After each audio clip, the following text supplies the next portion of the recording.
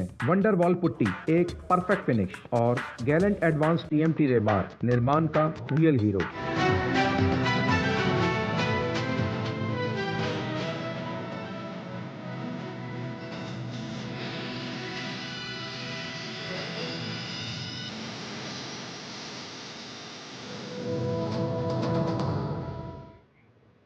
नमस्कार, आप देख रहे हैं न्यूज नाइट और आपके साथ मैं हूं ममता चोपड़ा। आज हरियाणा में इतिहास बना क्योंकि लगातार तीसरी बार भारतीय जनता पार्टी की सरकार बन गई है और मुख्यमंत्री नायब सिंह ने दूसरी बार मुख्यमंत्री पद की शपथ भी ली है।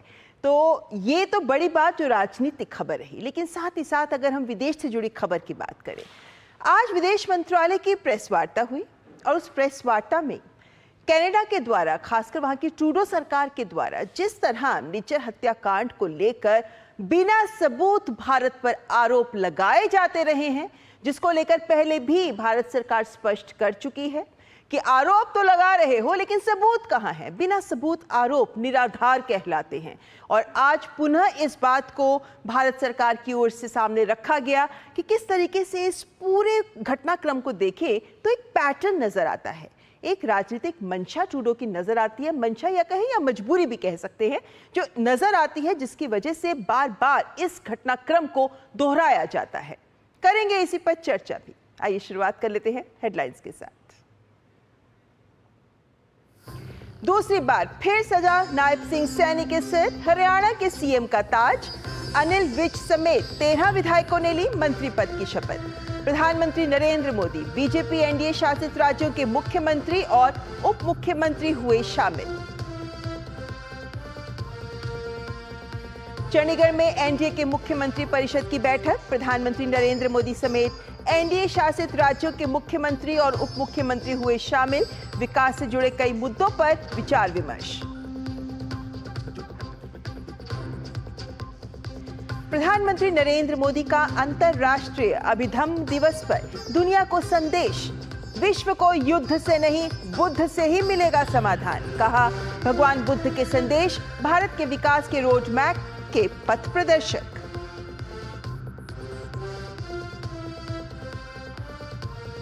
कनाडा के पीएम के बेबुनियाद आरोपों पर भारत सरकार की खरी खरी। निज्जर हत्याकांड में भारतीय राजनयिकों पर आरोपों को बताया निराधार।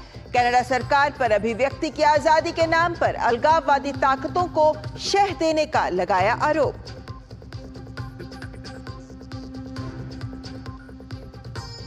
तीन दिवसीय मलावी यात्रा पर राष्ट्रपति द्रौपदी मुर्मू, भारत मलावी व्यापार राउंड टेबल सम्मेलन को किया संबोधित। कहा, दोनों देशों के बीच पुराने ऐतिहासिक संबंध।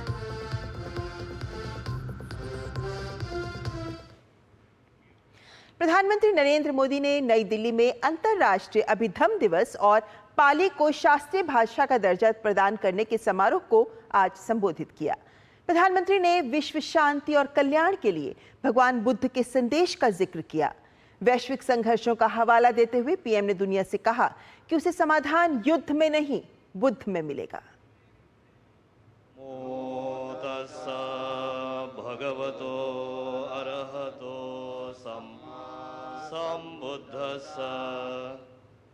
आज एक बार फिर विश्व कई अस्थिरताओं और आशंकाओं से घिरा है। ऐसे में बुद्ध न केवल प्रासंगिक है बल्कि अपरिहार्य भी बन चुके हैं। और आज मैं बड़े विश्वास से कहता हूं, पूरे विश्व को युद्ध में नहीं, बुद्ध में ही समाधान मिलेंगे। ये है वो संदेश जो अंतर्राष्ट्रीय अभिधम्म दिवस समारोह के मंच से प्रधानमंत्री नरेंद्र मोदी ने पूरी दुनिया को दिया। नई दिल्ली के विज्ञान भवन में हुआ ये समारोह पाली को शास्त्रीय भाषा का दर्जा प्रदान किए जाने का भी उत्सव रहा। पीएम ने पिछले एक दशक में बुद्ध की विरासत के संरक्षण के लिए किए गए कामों का जिक्र किया। पाली को शास्त्रीय भाषा का दर्जा देने के सरकार के फैसले का उल्लेख करते हुए पीएम ने कहा कि ये दरअसल भगवान बुद्ध की महान विरासत का सम्मान है। धम्म को, उसके मूल भाव को समझने के लिए पाली भाषा का ज्ञान आवश्यक है। धम्म यानी बुद्ध के संदेश, बुद्ध के सिद्धांत।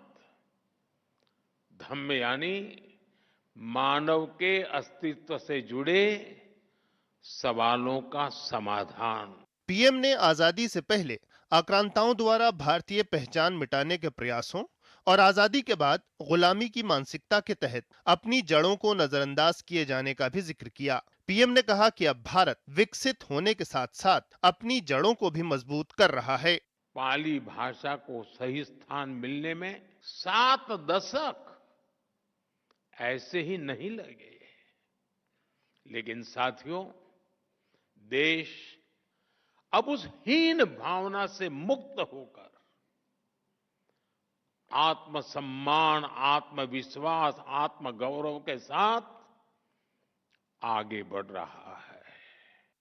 प्रधानमंत्री ने पाली भाषा से जुड़े ग्रंथों और इतिहास को प्रदर्शित करती एक प्रदर्शनी का भी अवलोकन किया।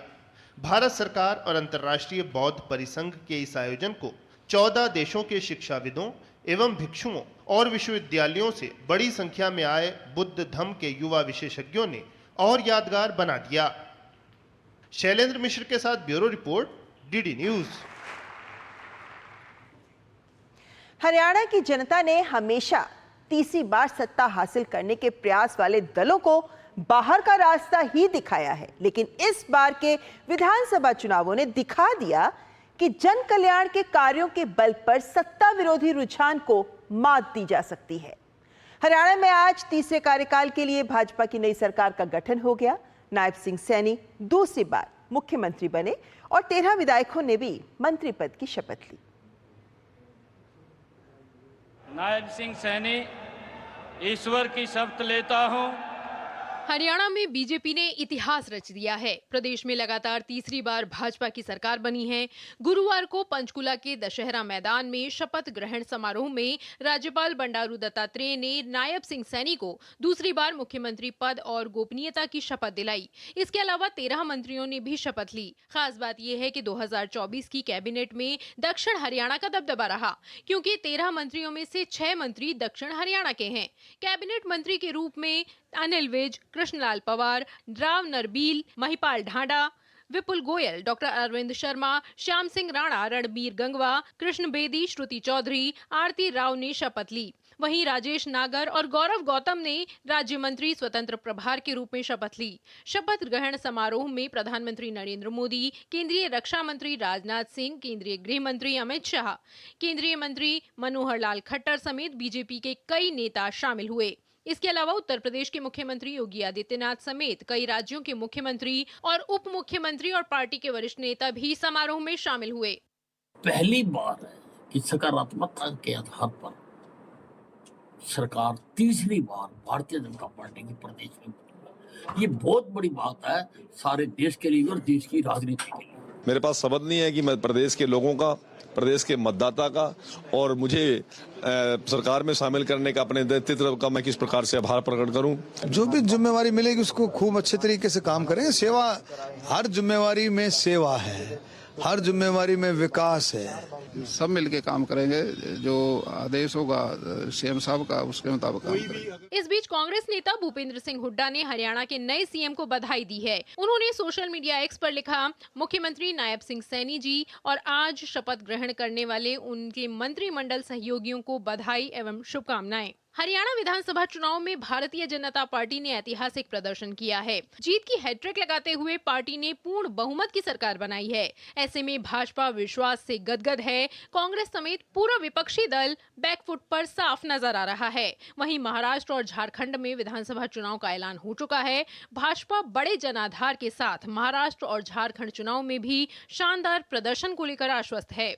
महाराष्ट्र में भाजपा, शिवसेना, शिंदे गुट और एनसीपी के साथ चुनाव मैदान में उतरेगी। झारखंड में बीजेपी ही गठबंधन की प्रमुख पार्टी होगी। ऐसे में भाजपा की हरियाणा में जीत से विपक्षी राजनीतिक पार्टी को संदेश साफ है।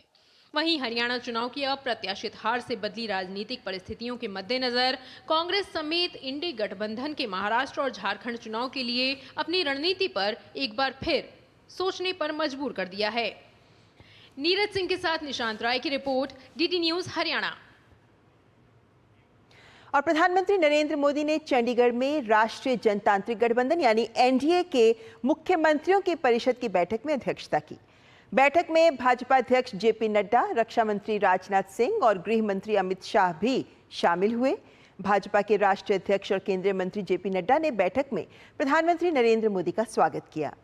इस बैठक में राष्ट्रीय विकास के मुद्दों पर विचार विमर्श किया गया। बैठक में संविधान का अमृत महोत्सव और लोकतंत्र की हत्या के प्रयास के 50वें वर्ष के बारे में भी चर्चा की गई।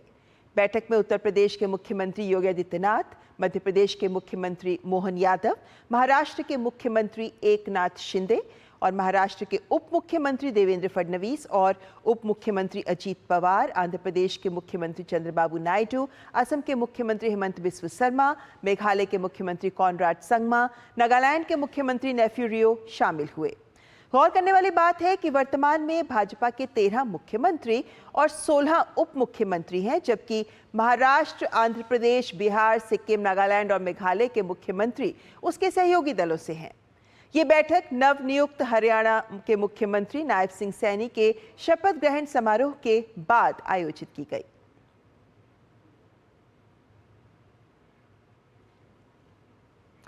न्यूज़ नाइट में आगे बात करेंगे कनाडा और ट्रूडो सरकार की, लेकिन उससे पहले यहां रुकेंगे एक ब्रेक के लिए।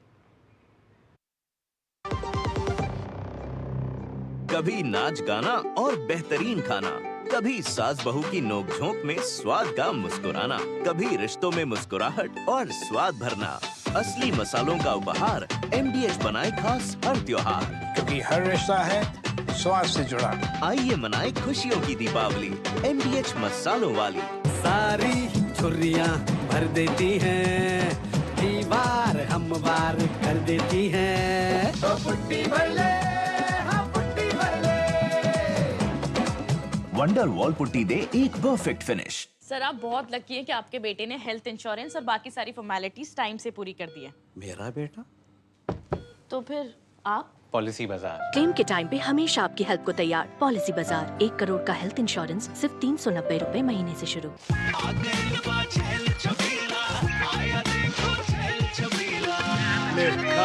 अच्छा भैया, मेरी गाय को भी अपने हाथों से चारा खिला दो। अरे खिलाई देते हैं।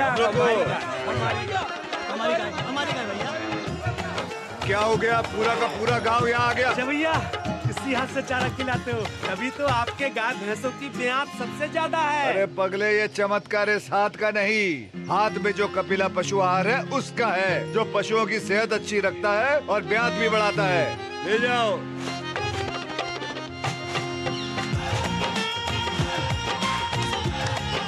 कपिला, देश का नंबर 1 पशु आहार। बात जब पीढ़ियों के लिए बनने वाले घर की हो तो जिम्मेदारी बड़ी हो जाती है। गैलेंट समझता है ये जिम्मेदारी। अब डबल M रिब्स के साथ गैलेंट एडवांस TMT रीबार, निर्माण का रियल हीरो। एक ऐसा तबका जो रिटायरमेंट के बारे में आज भी बिल्कुल नहीं सोचता, वो है औरतें। औरतें कमा के भी वल्नरेबल हैं। सो NPS एक इक्वालिटी ला रहा है। हम सब एक बराबर प्लेटफॉर्म पे हैं। अपने बेहतर कल को सुनिश्चित करने के लिए NPS जरूरी है। सारी छुर्रियाँ भर देती हैं, दीवार हमवार कर देती हैं। तो पुट्टी भर ले, हाँ पुट्टी भर ले। वंडर वॉल पुट्टी दे एक परफेक्ट फिनिश। भारत कनाडा संबंध इस समय तनाव के दौर से गुजर रहे हैं, जिसके केंद्र में है आतंकी हरदीप सिंह निज्जर की हत्या का मामला, जिसे लेकर कनाडा के प्रधानमंत्री जस्टिन ट्रूडो भारतीय राजनयिकों पर लगा रहे हैं बेबुनियाद आरोप। लेकिन ये मात्र आरोप ही हैं। इन्हें लेकर सितंबर 2023 से अब तक कनाडा कोई सबूत नहीं दे पाया है, जिसे स्वयं ट्रूडो भी स्वीकार कर चुके हैं। इसीलिए ये सवाल उठना लाजमी है कि इस तरह के आरोपों के पीछे आखिर क्या है ट्रूडो की मंशा। कूटनीति के खेल में अनर्गल आरोप बैकफायर भी कर सकते हैं। ऐसा ही हुआ है कनाडा के प्रधानमंत्री जस्टिन ट्रूडो के साथ। कनाडाई PM के खालिस्तानी आतंकी हरदीप सिंह निज्जर की हत्या मामले में भारत सरकार के राजनयिकों की संलिप्तता के गंभीर आरोप को लेकर भारत ने बेहद सख्त रवैया अपनाया है। बेबुनियाद बयानबाजी को सिरे से नकारते हुए भारत अब निरंतर कनाडा की पोल खोल रहा है। कनाडा का अब तक आरोपों को लेकर कोई सबूत साझा ना करना खुद ट्रूडो सरकार के रवैये और मंशा पर सवालिया निशान लगाता नजर आ रहा है। गुरुवार को विदेश मंत्रालय के प्रवक्ता रणधीर जायसवाल ने एक बार फिर से तथ्यों को स्पष्ट तौर पर सामने रखते हुए मामले में ट्रूडो की राजनीतिक मंशाओं से प्रेरित पैटर्न की ओर इशारा किया। So far, Canada has not given any evidence in support of the serious, very serious allegations that they've leveled against India and against Indian diplomats. We also see there is a pattern. The pattern is motivated by political considerations on the part of the Canadian Trudeau government. Trudeau ने बुधवार को यह स्वीकार किया था कि उनके पास निज्जर की हत्या में कोई ठोस सबूत नहीं था, केवल खुफिया जानकारी थी जिसे लेकर विदेश मंत्रालय ने सवाल खड़ा किया। PM Trudeau's own admission yesterday would indicate the value. As regards our stance on the allegations, we will naturally reject false imputations against our diplomats. 26 प्रत्यार्पण अनुरोध और कई प्रोबेशनल अरेस्ट के लंबित अनुरोध को लेकर भी विदेश मंत्रालय ने ट्रूडो सरकार को आड़े हाथों लिया। 26 एक्स्ट्राडिशन केसेस पेंडिंग हैं। उन 26 के अलावे प्रोविजनल अरेस्ट की इंफॉर्मेशन जो हम लोग म्यूचुअल लीगल असिस्टेंस ट्रीटी के तहत मांगते हैं, उसमें भी कई एक सारे मामले वहाँ पर कनाडा में पेंडिंग हैं। लॉरेंस बिश्नोई के गैंग और अन्य गैंग के बारे में, सिंडिकेट्स के बारे में हमने कनाडा से कई एक साल पहले और हाल में भी उनको बताया है, उनसे प्रोविजनल अरेस्ट का रिक्वेस्ट किया है। अब तक उन्होंने इस पे कोई एक्शन नहीं लिया है, ना कोई अरेस्ट किया है। कनाडा से भारतीय हाई कमिश्नर तथा 5 राजनयिकों की वापसी के बाद फिलहाल केवल इमरजेंसी वीजा ही दिए जा रहे हैं। पिछले साल निज्जर की हत्या के बाद से ही ट्रूडो के भारत पर बिना सबूत के बेबुनियाद आरोप दोनों देशों के संबंधों में लगातार खटास बढ़ाने का काम कर रहे हैं। Bureau report, DD news. Canada के बीच इस वक्त जो विवाद है, जैसा हमने बताया कि ये निज्जर हत्या से पूरा विवाद शुरू हुआ, आपके सामने एक टाइमलाइन रखना चाहेंगे कि कब क्या हुआ, जिसके बाद आज हम इस मोड़ पर खड़े हैं कि भारत और कनाडा के रिश्ते फिर से बिगड़े हुए नजर आ रहे हैं। दरअसल भारतीय मूल के, उससे पहले आपके सामने एक तस्वीर रखना चाहेंगे कि किस तरीके से भारत में जो भारतवासी रहते हैं कितना महत्वपूर्ण है उनकी भूमिका, खासतौर पर छात्रों की भी भूमिका। एक बड़ी नजर, एक बड़ी तस्वीर, जिसके बाद हम निज्जर हत्याकांड पर आते हैं, क्योंकि 24 लाख भारतीय मूल के ही लोग हैं जो कनाडा में रहते हैं, जिसमें से 7 लाख सिख समुदाय के ही हैं। यानी एक बड़ा वोट बैंक है वहां भारतीयों का, और उसमें सिख समुदाय भी शामिल है। आगे बढ़ते हैं तो आपके सामने ये भी तस्वीर रखते हैं कि किस तरीके से 2000 छात्रों की अगर हम बात करते हैं तो 2024 में लगभग 4.25 लाख भारतीय छात्र कनाडा पढ़ने के लिए गए थे। ये इस साल के अब तक के आंकड़े हैं। 2023 में 3.5 लाख भारतीय छात्र वहां गए थे। लेकिन अगर आप आकलन करें तो सबसे बड़ी तादाद इंटरनेशनल स्टूडेंट्स में बात करें तो भारतीय छात्रों की ही होती है। अंतर्राष्ट्रीय छात्र जो कुल जाते हैं उनमें से 40% भारतीय ही होते हैं। इसलिए भारतीय छात्र वहां की बहुत सी यूनिवर्सिटीज ऐसी हैं जो भारतीय छात्रों के ही द्वारा उनको जो पैसा मिलता है उसी से वो चलती हैं। विदेशी छात्रों की अगर हम बात करते हैं तो लगभग $22 बिलियन तक का उनका योगदान अर्थव्यवस्था में रहता है। ये 2022 के आंकड़े हैं आपके सामने। लेकिन भारतीय छात्रों की ही बात करें तो 10 बिलियन से ज्यादा, यानी जितना अंतर्राष्ट्रीय छात्रों से उनको मिलता है उसमें से आधा तो भारतीय छात्रों के ही द्वारा जो फीस दी जाती है, जो खर्च किया जाता है, उसी के द्वारा यूनिवर्सिटीज को मिल पाता है। तो ये भी दिखाता है कि भारतीय छात्र, इतनी बड़ी तादाद, कितना महत्वपूर्ण है उनका भी वहां पे योगदान। आगे बढ़े तो यही एक पहलू तो है कि भारतीय छात्रों का, लेकिन वहीं पे अगर हम बात करते हैं उनकी अर्थव्यवस्था की भी तो हम पाते हैं कि जो टॉप एक्सपोर्ट सेक्टर है कनाडा का वो शिक्षा का क्षेत्र माना जाता है, और इसमें भी सर्विस एक्सपोर्ट्स में ही इसकी हिस्सेदारी लगभग 25% तक है। तो ये यानी वहां पे शिक्षा एक बहुत बड़ा क्षेत्र है, उनकी अर्थव्यवस्था के लिए महत्वपूर्ण भी है। इंटरनेशनल छात्रों से ही ये आकलन लगाया गया है कि उनके खर्च से ही लगभग 3,61,000 नौकरियों का सृजन हुआ है। इन नौकरियों को सपोर्ट करते हैं ये इंटरनेशनल स्टूडेंट्स वहां जाते हैं, जिनमें एक बड़ी तादाद भारतीयों की भी है। अब आपके सामने रखना चाहेंगे वो पूरी टाइमलाइन जो निज्जर हत्या से जुड़ी हुई है, क्योंकि ये घटना थी 18 जून 2023 पिछले साल की, जब ब्रिटिश कोलंबिया का ही एक शहर है सरे, जहां पर निज्जर की हत्या की गई थी। ये 18 जून को हुआ, लेकिन उसके बाद इसमें कूटनीति कुछ महीनों के बाद गरमाई, क्योंकि 18 सितंबर वो तारीख थी पिछले साल की जब संसद में ट्रूडो ने भारत पर आरोप लगाया कि इस हत्या में भारत के एजेंट्स लिप्त हैं। और ये मात्र आरोप था, लेकिन ये 18 सितंबर को हुआ, जिसके बाद कूटनीति गर्मा गई और कनाडा ने जो भारत में राजनयिक है उनको निष्कासित कर दिया। इसके बाद जब कनाडा ने एक्शन लिया तो भारत ने भी कनाडा के राजदूत को तलब किया और उनको भी कहा कि वो भी देश छोड़ दें। तो दोनों कंट्रीज की तरफ से अपने अपने एम्बेसडर्स को, राजनयिकों को, वरिष्ठ राजनयिकों को निष्कासित कर दिया गया। उसके बाद 20 सितंबर को भारत का ही कनाडा में भारतीय नागरिकों को लेकर उन्होंने विमर्श जारी किया, यात्रा विमर्श, ट्रैवल एडवाइजरी जारी की, जिसमें कहा गया कि कनाडा में आप अपना ख्याल रखें, वहां पर कुछ घटनाएं हो सकती हैं। लेकिन उसके बाद कनाडा ने कहा कि नहीं, हमारा देश विश्व में सबसे सुरक्षित है। लेकिन उसके बाद बहुत सी घटनाएं जिस तरीके की आ रही थी उनको लेकर ही भारत ने इस तरीके का यात्रा विमर्श जारी किया था। उसके बाद अगर हम 14 अक्टूबर की इस साल की बात करें तो अब दोबारा से मुद्दा कैसे उठा इतने महीनों के बाद? तो दरअसल निज्जर हत्या मामले में भारतीय उच्चायुक्त को कनाडा सरकार ने बतौर पर्सन ऑफ इंटरेस्ट शामिल कर लिया। पर्सन ऑफ इंटरेस्ट का मतलब होता है कि पुलिस की जांच के दायरे में है ये व्यक्ति, जिसको गिरफ्तार तो नहीं किया जाता लेकिन उस पर जांच की जाती है। विदेश मंत्रालय ने भी कनाडाई उच्चायुक्त को तलब किया और अपना विरोध भी दर्ज कराया कि यह गलत है जो भारतीय राजनयिकों पर बेबुनियाद आरोप लगाए जा रहे हैं। उच्चायुक्त के साथ साथ उच्चायुक्त और 5 और अधिकारी, कुल 6 अधिकारियों को फिर भारत ने स्वदेश बुलाने का निर्णय ले लिया। और इसके बाद कनाडा के जो उच्चायुक्त हैं उनके समेत भी 6 राजनयिकों को भारत से भी जाने के लिए बोल दिया गया। 19 अक्टूबर वो तारीख जब तक उनको भारत छोड़ना है। 16 अक्टूबर ट्रूडो ने फिर ये स्वीकार किया, ये कल ही की बात है, बुधवार की, जो ट्रूडो ने पार्लियामेंट में ये स्वीकार किया कि निज्जर हत्या में उनके पास जब उन्होंने आरोप लगाए थे कोई सबूत नहीं था, मात्र इंटेल के हिसाब से उन्होंने उसी के आधार पर ये दोष लगाया, ये आरोप लगाया जो बिल्कुल गलत था। और उन्होंने ये बता दिया कि केवल खुफिया जानकारी थी उनके पास जिसके आधार पर उन्होंने इतना बड़ा आरोप भारत सरकार के खिलाफ लगा दिया। लेकिन ये सितंबर से लेकर अब तक कोई सबूत नहीं दे पाए और विदेश मंत्रालय ने इसी बात को आज सामने भी रखा। तो ये बात थी कल की, लेकिन अगर हम आज की बात करते तो हम यही पाते हैं कि आज विदेश मंत्रालय ने इस बात को फिर से सामने रख दिया कि किस तरीके से कनाडा सरकार जो कर रही है वो गलत कर रही है। और कनाडा सरकार ने जिस तरीके से भारत सरकार पर आरोप लगाए हैं उसी से जुड़ा हुआ है हमारा आज का विशेष, जो कहता है अलगाववाद, कट्टरवाद के साथ खड़ी ट्रूडो सरकार।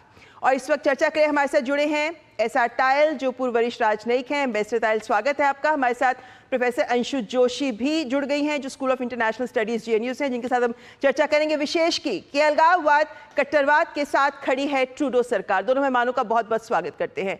अंशु जी, सबसे पहले मैं शुरुआत आपसे करना चाहूंगी, क्योंकि जो घटनाक्रम हो रहा है आज नहीं पिछले साल से जो शुरू हुआ है, इतने समय के बाद एक बार फिर 14 अक्टूबर को इस दिशा में सक्रिय होती नजर आई ट्रूडो सरकार। लेकिन क्या ये मात्र अपनी संप्रभुता की बात या फ्रीडम ऑफ स्पीच की ही बात है, या इसके पीछे वो राजनीतिक मजबूरी है जिसके चलते ट्रूडो बार बार अपना ये स्टैंड ले रहे हैं और भारत सरकार पर बेबुनियाद, निराधार आरोप लगा रहे हैं? ममता जी, आपके बहुत अच्छे प्रश्न में उत्तर छिपा हुआ है, लेकिन मैं इसे ट्रूडो की राजनीतिक मजबूरी नहीं, मैं उनका राजनीतिक स्वार्थ कहूंगी, जिसके चलते उन्होंने भारत और कनाडा के संबंधों को गर्त में पहुंचा दिया है। और ऐसे 2 देश जो कई स्ट्रेटेजिक क्षेत्रों में साथ काम कर रहे थे, आज देखिए किस प्रकार से शोचनीय कूटनीतिक स्थितियां बनी हुई हैं। और इसके लिए आपको थोड़ा सा कनाडा की आंतरिक राजनीति समझाना चाहूंगी। यदि हम ट्रूडो की ओर देखें तो एक तो वो एक माइनॉरिटी गवर्नमेंट का प्रतिनिधित्व कर रहे हैं, जिसको न्यू डेमोक्रेटिक पार्टी के समर्थन से, जिसके कि 25 सांसद उनकी सरकार के साथ जुड़े हुए हैं, ये सत्ता मिली है। 2021 की ओर जाएं तो तब ट्रूडो ने ही अर्ली इलेक्शंस कॉल किए थे और इसके बाद उनकी एक माइनॉरिटी गवर्नमेंट मिली, ये पूर्ण बहुमत की सरकार नहीं बन पाई। तो एक तो मजबूरी है कि जो ये न्यू डेमोक्रेटिक पार्टी है इसका समर्थन बनाए रखना बहुत आवश्यक है। अब यदि ये इस पार्टी को देखें तो ये किसकी पार्टी है? तो ये एक बहुत बड़े खालिस्तानी लीडर, खालिस्तान के समर्थक जगमीत सिंह की पार्टी है ये, और जगमीत सिंह से पन्नू और निज्जर जैसे लोग बहुत ही क्लोजली एसोसिएटेड रहे हैं। और जब हम निज्जर की ओर निगाह डालते हैं तो हम सभी जानते हैं कि कैसे एक खालिस्तानी टाइगर फोर्स का न सिर्फ चीफ था, पन्नू से क्लोजली एसोसिएटेड था, ये न्यू डेमोक्रेटिक पार्टी से एसोसिएटेड था। 1967 के अनलॉफुल एक्ट के तहत नेशनल इन्वेस्टिगेशन एजेंसी भारत के द्वारा एक लिस्टेड घोषित आतंकवादी था इसके सर पर 10 लाख का इनाम था। तो एक आतंकवादी की हत्या होती है, उसके लिए आप एक ऐसे देश को जो आपका स्ट्रेटेजिक कहीं ना कहीं पार्टनर है, आप उसके साथ कोलैबोरेशन कर रहे हैं, आप उस पर इस प्रकार के शोचनीय आरोप लगा रहे हैं, बहुत दुखद है। तो इसके पीछे कारण ये है कि निरंतर ट्रूडो की जो पॉपुलैरिटी है वो ममता जी पिछले कुछ वर्षों से हम देख रहे हैं कि बहुत डिक्लाइन हो रही है, घट रही है। और आगामी जो चुनाव बिल्कुल सर पर खड़े हैं कनाडा में, अपनी सरकार को फिलहाल बचाए रखना और आगामी सरकार बनाना, इसके लिए ट्रूडो को इस पूरे जो एक खलिस्तानी मूवमेंट है यहाँ से बिल्कुल, और बैसाखियों के सहारे खड़ी हुई है इस वक्त, और जिनके समर्थन से बनी खड़ी हुई है ये सरकार, उन्हीं को खुश करने के लिए कहीं ना कहीं ये स्टैंड लेकर हमेशा ट्रूडो सामने आ जाते हैं। लेकिन ताहिल साहब, 2018 में एक एनुअल रिपोर्ट, जो आतंकी खतरे को लेकर एनुअल रिपोर्ट आती है सरकार की, कनाडा की हम बात कर रहे हैं, कनाडाई सरकार के सामने जब ये रिपोर्ट आई तो उसमें खालिस्तानी कट्टरवाद का जिक्र किया गया था, लेकिन ट्रूडो सरकार ने उसको दबा दिया। आज अलगाववाद और कट्टरवाद एक बार फिर मुंह बाए खड़े हैं। ऐसे में आतंक की बात करें, ड्रग्स की बात करें और इसका पाकिस्तान के साथ संबंध की बात करें, ये पूरा नेक्सस किस तरीके से आज ट्रूडो के लिए एक चुनौती भी है, जिसके आधार पर वो भारत को बार बार इस मुद्दे पर घसीटने की कोशिश कर रहा है।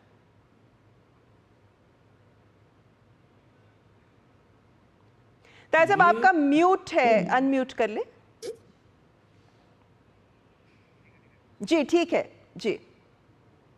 जो उग्रवाद, आतंक और कट्टरपंथी समस्याएं पूरे विश्व की हैं और भारत की ही नहीं कनाडा की भी हैं। ये बहुत दुर्भाग्यपूर्ण है कि अपने राजनीतिक स्वार्थ के लिए प्रधानमंत्री ट्रूडो ने भारत कनाडा के रिश्तों को दांव पे लगा दिया है। और परसों कल उन्होंने जो वक्तव्य दिया उसमें कहा कि भारत संप्रभुता में, कनाडा की संप्रभुता, सॉवरेनिटी में इंटरफियर कर रहा है। पर अगर आप पूरा ट्रैक रिकॉर्ड देखें कि कनाडा में इस तरह के तत्व जो भारत को नुकसान पहुंचाना चाहते हैं, अलगाववाद भारत में खालिस्तान की तरफ से बढ़ाना चाहते हैं, और भारत ने 26 एक्स्ट्राडिशन रिक्वेस्ट दी हैं जो टेररिस्ट से रिलेटेड है, उस पर कनाडा ने आज तक कोई काम नहीं किया। हमें याद है कि 1985 में जो एयर इंडिया का कनिष्क विमान गिराया गया था, वो खालिस्तानी टेररिस्ट ने ही गिराया था, बिल्कुल प्रूवन है। पर उसमें भी सालों तक काम होता रहा और रॉयल कैनेडियन माउंटेड पुलिस कुछ भी उसमें पता नहीं कर पाई। एक आदमी बड़ी मुश्किल से उन्होंने पकड़ा, वो भी आजकल छूट गया है। तो कहीं ना कहीं जो जस्टिस ट्रूडो गवर्नमेंट है वो बहुत ही सॉफ्ट है अलगाववाद के प्रति, और जो एलिमेंट्स हैं कनाडा में भारत से आए हुए हैं कुछ, वो बहुत माइनॉरिटी में हैं, पर किसी ना किसी तरह वो बहुत ही कट्टर हैं और वायलेंट हैं।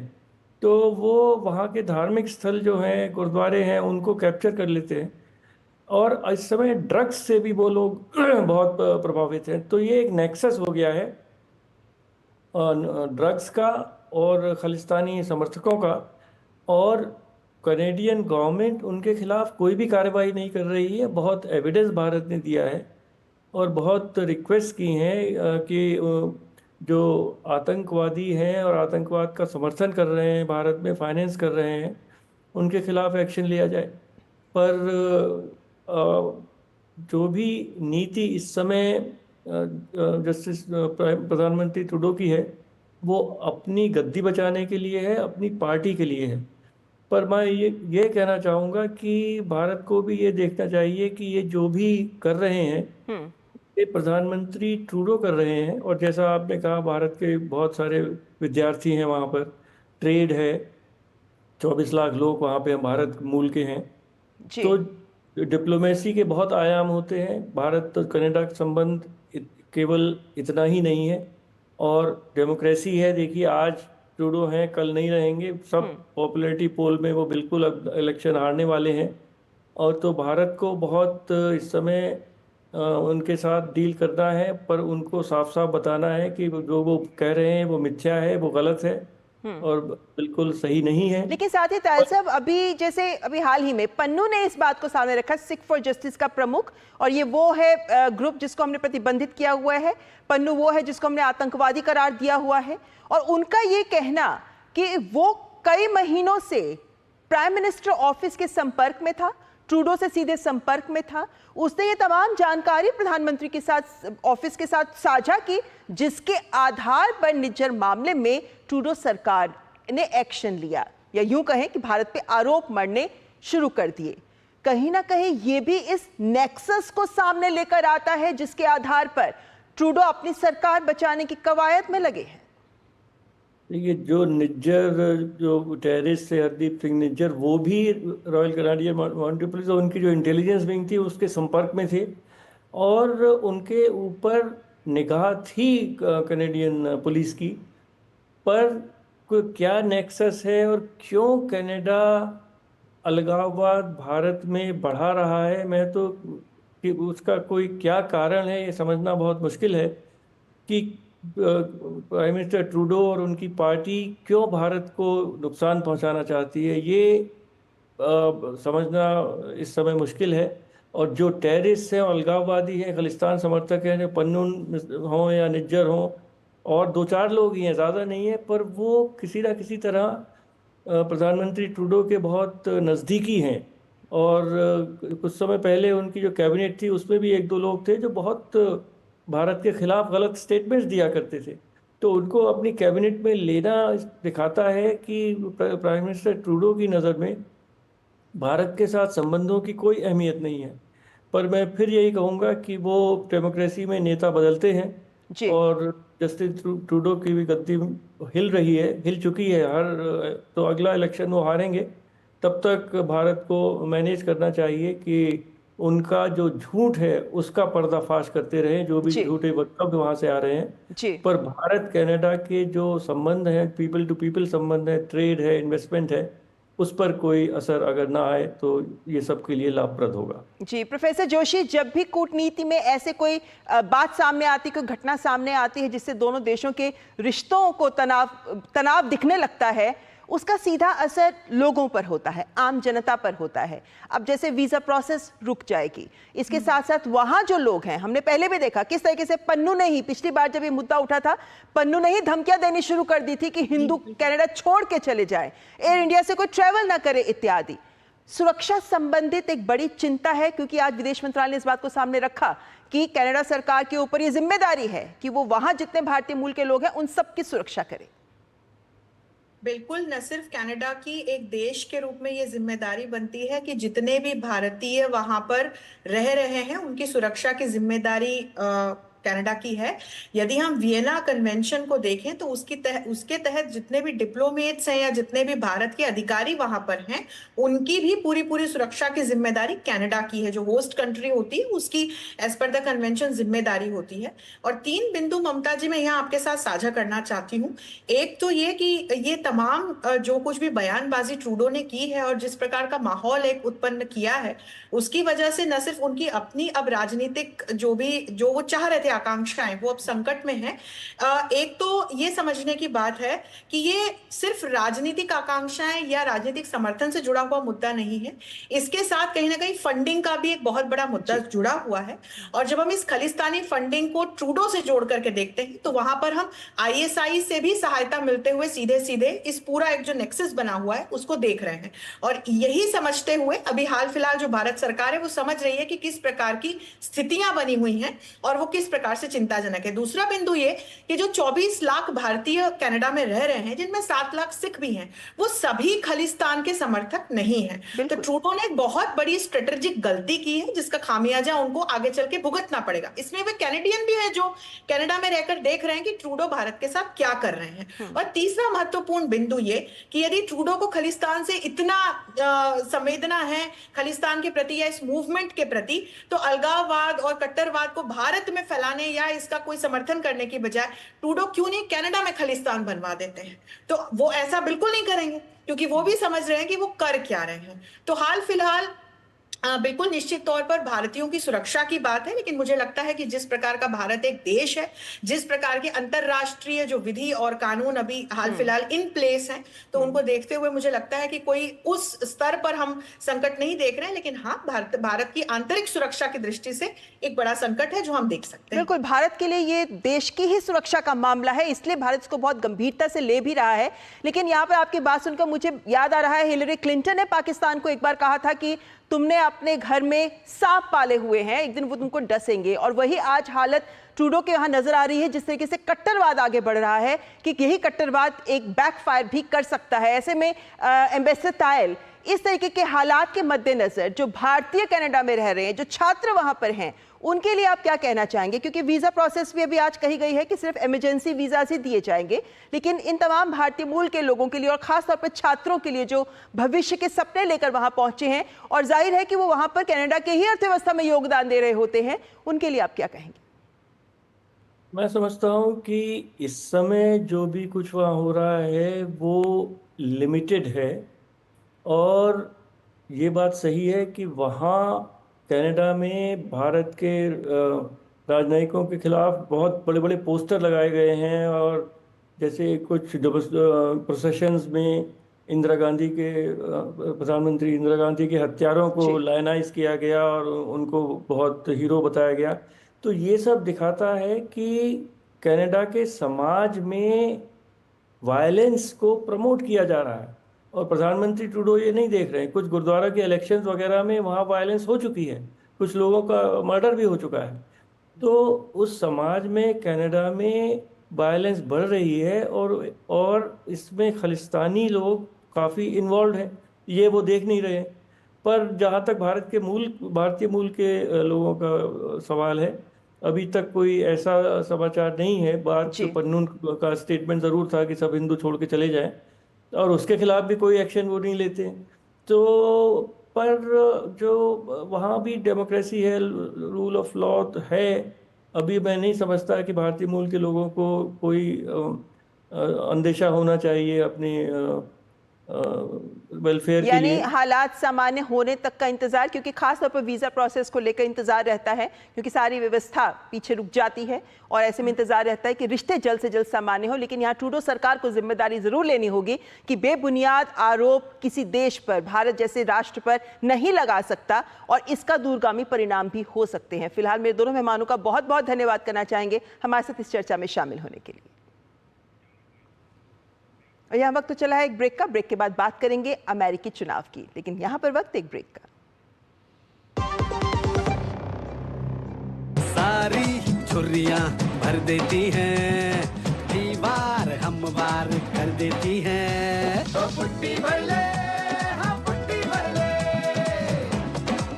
वंडर वॉल पुट्टी दे एक परफेक्ट फिनिश। बात जब पीढ़ियों के लिए बनने वाले घर की हो तो जिम्मेदारी बड़ी हो जाती है। गैलेंट समझता है ये जिम्मेदारी। अब डबल एम रिब्स के साथ गैलेंट एडवांस TMT रीबार, निर्माण का रियल हीरो। ये तुम्हारा खेत नहीं, खेल का मैदान है। अकेले क्या कर लोगे? अकेले नहीं, मेरे साथ है मेरा यार, जिसके सामने हुई अड़ियल मंडूसी की भी हार तुम्हारी तरह। IIL के ट्रैक्टर ब्रांड का मिलियन, गेहूं का पहरेदार, अड़ियल मंडूसी की हार। हमारा डेजर्ट आ गया, पर हमारी चैंपियन नहीं आई अब तक। बिल भरने के पहले तो आएगी ना। सो गर्ल्स, क्या हो रहा है? बिल हो रहा है। चल अपना कार्ड दे। पिन दे। RBI कहता है अपना पिन, OTP, CVV या इंटरनेट बैंकिंग पासवर्ड किसी को ना दे। ऑनलाइन बैंकिंग सिर्फ अपने ही कंप्यूटर, मोबाइल और सिक्योर नेटवर्क से करें। हाँ, ये खाने की चैंपियनशिप थी क्या? RBI कहता है जानकार बनिए, सतर्क रहिए। बेटियां घर की रौनक हैं। बेटियां घर संवारती हैं। बेटियां पीढ़ियां सजाती हैं। बेटियां घर की बुनियाद कहलाती हैं। बेटियों को सलाम करता है मोंगिया स्टील, स्टील का बादशाह। गोल्डी मसाले के 100 ग्राम के स्पेशल पैक्स में फ्रेशनेस लॉक है। ऐसे गोल्डी मसाले जहां जाएं रिश्ते बनाए। सारी छुर्रियां भर देती हैं, दीवार हमवार कर देती हैं। तो पुट्टी भर ले, हाँ पुट्टी भर ले। वंडर वॉल पुट्टी दे एक परफेक्ट फिनिश। और अब खबर अमेरिका से, जहां राष्ट्रपति चुनाव में यूं तो कई मुद्दे हावी नजर आ रहे हैं, परंतु अर्थव्यवस्था को लेकर असंतोष भी गहराता नजर आ रहा है। आम जन का जीवन यापन मुश्किल हो रहा है। महंगे आवास के कारण लोग सड़कों पर रहने को भी मजबूर हैं। हमारे संवाददाता अमृतपाल सिंह ने सैन फ्रांसिस्को की सड़कों पर जाकर ये जानने का प्रयास किया कि कितनी गंभीर है अमेरिका में बेघर लोगों की स्थिति। अमेरिका में राष्ट्रपति चुनाव के लिए काउंटडाउन शुरू हो चुका है। इस सब के बीच अमेरिकी राष्ट्रपति चुनाव के लिए जीवन यापन संकट का मुद्दा भी केंद्र में है। जीवन यापन की बेहतर सुविधाएं और किफायती दर पर आवास उपलब्ध न होने के कारण सड़कों पर रहने को मजबूर बेघर लोगों की स्थिति सैन फ्रांसिस्को जैसे बड़ी आबादी वाले शहर का बड़ा मुद्दा है। प्रसिद्ध गोल्डन गेट ब्रिज, बेहतरीन मौसम, गूगल और मेटा जैसे वैश्विक तकनीकी दिग्गजों की स्काई स्क्रैपर्स इमारतों के बीच सड़कों पर सोने को मजबूर 10,000 से अधिक बेघर लोग सैन फ्रांसिस्को की एक अलग ही तस्वीर सामने लाते हैं। I'm homeless because I've always been a person of the streets in terms of being like a universal broker, a facilitator of means and through the measure that has depth and true meaning of grace and forum. एक दूसरे पर समस्या के लिए दोषारोपण करती दोनों राजनीतिक पार्टियों ने बेघर संकट की समस्या को केवल बिगाड़ने का काम ही किया है। I think it's a multifaceted issue in that there's certain homeless that have mental health issues, have issues with drugs, and it's a conundrum for San Francisco because we provide them housing, we provide them food stipends, but a lot of times they don't want to take that up. सरकार और जिम्मेदार अधिकारियों के जरिए लगातार इस समस्या को हल करने की कोशिश की जाती रही है। आवास और शहरी विकास विभाग की वार्षिक बेघरता मूल्यांकन रिपोर्ट के अनुसार पिछले साल अमेरिका में बेघर आबादी 6.5 लाख से अधिक तक पहुंच गई। विशेषज्ञों ने चेतावनी दी है कि किराया बढ़ने और बेदखली से और अधिक लोगों के बेघर होने की आशंका है। ऐसा तब तक रोकना मुश्किल है जब तक कि शहरों में सस्ते आवास नहीं बन जाते। लगातार बढ़ती इस समस्या का न केवल आर्थिक बल्कि सामाजिक पहलू भी है। The drug issue is a huge problem in terms of homelessness. A lot of times what happens is that they get addicted to the drug, and even though there might be services or a shelter that might be available for them, they don't want to come off the streets because they're so addicted to the drug. If you take them off the streets, they don't have that, they're not able to take it. And so it's a cycle where they're unable to get off the drug, they don't want to take the services or take any shelter because of that. America की 10 सबसे महंगी counties में से 5 counties San Francisco में हैं। फिर भी इस शहर में होमलेसनेस की समस्या बहुत गंभीर है। आप सड़कों पर स्ट्रीट्स में होमलेस लोगों को देख सकते हैं। करीब 10% लोग सैन फ्रांसिस्को डाउनटाउन में बेघर हैं।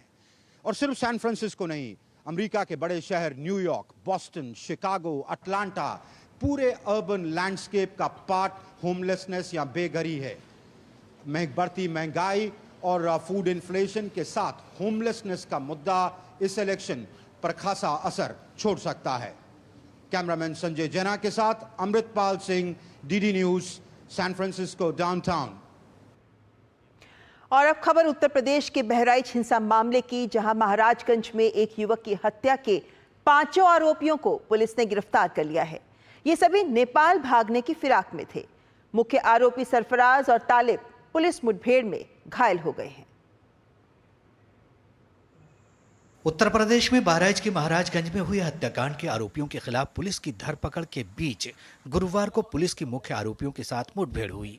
इस दौरान 2 आरोपी मोहम्मद सरफराज और मोहम्मद तालीम के पैर में गोली लगी, जिसके बाद उन्हें जिला अस्पताल ले जाया गया। पुलिस ने नानपारा बाईपास पर हांडा बसेहरी नहर के पास आरोपियों की घेराबंदी की, जहां पुलिस और आरोपियों के बीच जवाबी फायरिंग हुई, जिसमें 2 आरोपी घायल हो गए। बहराइच की एसपी वृंदा शुक्ला ने बताया कि मुठभेड़ के बाद 5 आरोपियों को गिरफ्तार किया गया है। 5 लोगों की गिरफ्तारी हुई है। 5 लोगों की, उनमें से 2 को पुलिस की गोली से इंजरी हुई है। एक का नाम है मोहम्मद सरफराज, एक का नाम है मोहम्मद तालीम। गिरफ्तार किए गए अन्य 3 आरोपियों के नाम मोहम्मद फहीम, अब्दुल हमीद और मोहम्मद अफजल हैं। ये सभी आरोपी नेपाल भागने की फिराक में थे। पुलिस ने हत्या में उपयोग किया गया हथियार बरामद कर लिया है। जो अभियुक्त गिरफ्तार किए गए थे 5 लोग, और जब वेपन रिकवरी जो घटना में प्रयुक्त वेपन था, लाइसेंसी वेपन, उसको जब रिकवर करने पुलिस ले जा रही थी अभियुक्तों के साथ, तो वहाँ लोगों ने अभियुक्तों में दूसरों से 2 अभियुक्तों ने भागने का प्रयास किया और उस दौरान उन्हें पुलिस ने उनको पकड़ने की कोशिश की और उसमें गोलीबारी हुई। इस बीच उत्तर प्रदेश सरकार ने मामले में त्वरित कार्रवाई के लिए पुलिस की सराहना की। उत्तर प्रदेश सरकार में मंत्री ओपी राजभर ने कहा कि अगर किसी ने अपराध किया है तो उसे जमीन के अंदर रहना पड़ेगा या जेल में। अगर कोई पुलिस के ऊपर गोलियों की बौछार करेगा तो पुलिस जो है उसको जो है माला पहनाएगी या फूलों की वर्षा करेगी। पुलिस हमेशा उनको गिरफ्तार करने का, अपराधी प्रवृत्ति के लोगों को गिरफ्तार करने जाती है। अगर वो हरकत करते हैं तो पुलिस की तरफ से फायरिंग होती है। वहीं विपक्ष आरोपियों के खिलाफ पुलिस की मुठभेड़ को फर्जी बता रहा है। अगर इनकाउंटर से ही लॉ एंड ऑर्डर बेहतर हो रहा होता तो अभी उत्तर प्रदेश कई आंकड़ों में और प्रदेशों से अच्छा होता। बता दें कि बहराइच के महाराजगंज में रविवार शाम को दुर्गा प्रतिमा विसर्जन के दौरान हुए बवाल में रामगोपाल मिश्रा नाम के युवक की गोली मारकर हत्या कर दी गई थी, जिसके बाद आक्रोशित भीड़ ने जिले में उग्र प्रदर्शन किया था। हामिद के बेटे सरफराज और तालिब की पुलिस से यही मुठभेड़ हुई है। ये नहर है, आपको दिखाएंगे कि नहर है, बड़ी नहर है जो नेपाल के नदी से गुजरती है। यहीं पर पुलिस ने उनको ट्रैक किया और पुलिस पर उन्होंने फायरिंग की, जिसके कारण पुलिस को भी फायर करना पड़ा। उन दोनों लोगों के अलग अलग पैर में गोली लगी हुई है और यहाँ से उन्हें जिला अस्पताल ले जाया गया है। कैमरामैन विवेक कश्यप के साथ रामेंद्र सिंह, डीडी न्यूज, बहराइच।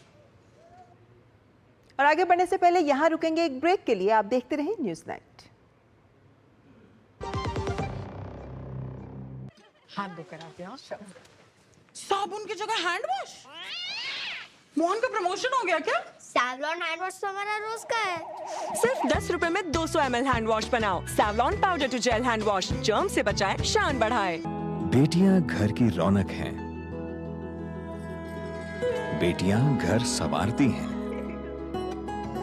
बेटियां पीढ़ियां सजाती हैं। बेटियां घर की बुनियाद कहलाती हैं। बेटियों को सलाम करता है मोंगिया स्टील, स्टील का बादशाह। वो मिस्टर विकास की फाइल। आप पॉलिसी बाजार।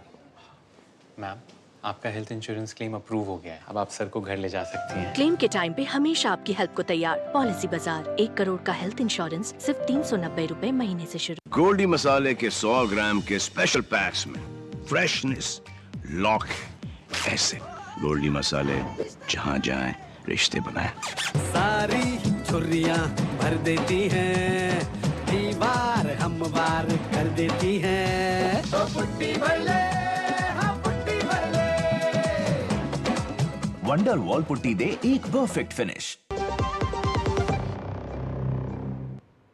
हरियाणा में कांग्रेस पार्टी को एक बड़ा झटका लगा है। दक्षिणी हरियाणा से कांग्रेस के वरिष्ठ नेता, ओबीसी सेल के राष्ट्रीय अध्यक्ष और पूर्व मंत्री कैप्टन अजय सिंह यादव ने कांग्रेस की प्राथमिक सदस्यता से इस्तीफा दे दिया है। उन्होंने पार्टी के राष्ट्रीय अध्यक्ष मल्लिकार्जुन खड़गे को अपना इस्तीफा भेज दिया है। हरियाणा में रेवाड़ी से 6 बार के विधायक कैप्टन अजय सिंह यादव ने अपने सोशल मीडिया हैंडल एक्स पर यह जानकारी शेयर की। साथ ही उन्होंने पार्टी अध्यक्ष मल्लिकार्जुन खड़गे, नेता प्रतिपक्ष राहुल गांधी और सोनिया गांधी को भी टैग किया है। कैप्टन अजय सिंह यादव ने लिखा कि मैंने कांग्रेस अध्यक्ष मल्लिकार्जुन खड़गे को एआईसीसी ओबीसी विभाग के अध्यक्ष और भारतीय राष्ट्रीय कांग्रेस पार्टी की प्राथमिक सदस्यता से अपना इस्तीफा भेज दिया है। और अजय यादव ने कांग्रेस पार्टी पर तंज कसते हुए कहा है कि इस्तीफा देने का यह निर्णय वास्तव में कठिन निर्णय था। कांग्रेस पार्टी के साथ मेरे परिवार का 70 वर्षों का जुड़ाव था। अजय यादव ने कहा कि क्योंकि मेरे पिता स्वर्गीय राव अभय सिंह 1952 में विधायक बने थे और उसके बाद मैंने पारिवारिक परंपरा को जारी रखा था, लेकिन सोनिया गांधी के बाद मेरे साथ खराब व्यवहार करने के लिए पार्टी आलाकमान से मोहभंग हो गया है। अजय यादव गुरुग्राम से लोकसभा का चुनाव लड़ना चाहते थे, लेकिन पार्टी ने राज बब्बर को मैदान में उतार दिया। अजय यादव लालू प्रसाद यादव के समर्थी हैं। हरियाणा में कांग्रेस के हार पर भी उन्होंने कहा कि पार्टी की राज्य में जीत से पहले मुख्यमंत्री पद की लड़ाई चल रही थी, जो ठीक नहीं था। अजय यादव के बेटे रेवाड़ी से चुनाव में उतरे थे, लेकिन हार का सामना उनको भी करना पड़ा था। और अजय यादव के इस्तीफे के बाद बीजेपी ने कांग्रेस पर हमला बोला है। भाजपा नेता सीआर केसवर ने कहा कि इससे कांग्रेस के ओबीसी विरोधी चेहरे का पर्दाफाश हो गया है। Captain Ajay Yadav's resignation from the Congress has truly exposed the OBC Virodi mentality and mindset of the Congress, and also exposed how the Congress party uses the OBC and other disadvantaged communities as political pawns. This resignation shows a mirror to the Congress party and Rahul Gandhi, who rants and bluffs talking about the welfare of OBC and ST communities, and has clearly shown how the Congress party insulted, humiliated and sidelined leaders and workers of the OBC community during the Haryana election. तो हरियाणा में कांग्रेस के नेताओं का party छोड़ सिलसिला हो गया है शुरू। फिलहाल यह वक्त एक ब्रेक का, देखते रहें न्यूज़ नाइट। कभी नाच गाना और बेहतरीन खाना, कभी सास बहू की नोक-झोंक में स्वाद का मुस्कुराना, कभी रिश्तों में मुस्कुराहट और स्वाद भरना। असली मसालों का उपहार MDH बनाए खास हर त्योहार, क्योंकि हर रिश्ता है स्वाद से जुड़ा। आइए मनाए खुशियों की दीपावली MDH मसालों वाली। सारी झुर्रियाँ भर देती हैं, दीवार हमवार कर देती हैं। तो पुट्टी भर ले, हाँ पुट्टी भर ले। वंडर वॉल पुट्टी दे एक परफेक्ट फिनिश। बात जब पीढ़ियों के लिए बनने वाले घर की हो तो जिम्मेदारी बड़ी हो जाती है। गैलेंट समझता है ये जिम्मेदारी। अब डबल M रिब्स के साथ गैलेंट एडवांस TMT रीबार, निर्माण का रियल हीरो। ये तुम्हारा खेत नहीं, खेल का मैदान है। अकेले क्या कर लोगे? अकेले नहीं, मेरे साथ है मेरा यार, जिसके सामने हुई अड़ियल मंडूसी की भी हार तुम्हारी तरह।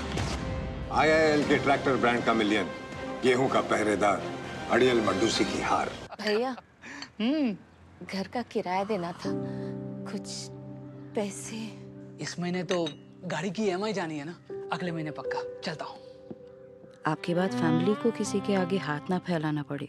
आज ही लीजिए पॉलिसी बाजार पे 2 करोड़ का टर्म लाइफ इंश्योरेंस, सिर्फ 690 रुपए महीने से शुरू। सारी झुर्रियाँ भर देती हैं, दीवार हमवार कर देती हैं। तो पुट्टी भर ले, हाँ पुट्टी भर ले।